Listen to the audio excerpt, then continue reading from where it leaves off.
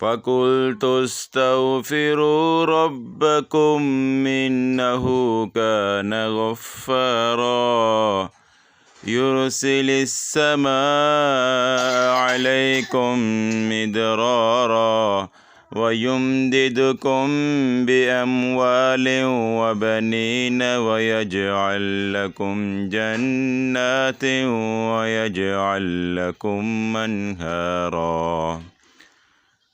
اپنے رب سے بخشش طلب کرو، بے شک وہ معاف کرنے والا ہے۔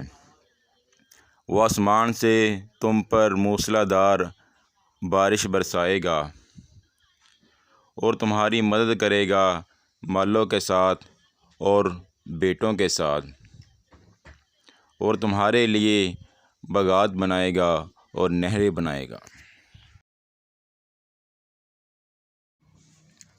مَا لَكُمْ لَا تَرْجُونَ لِلَّهِ وَقَارًا، اور تم نے اپنے رب کے وقار کو پہچانا ہی نہیں۔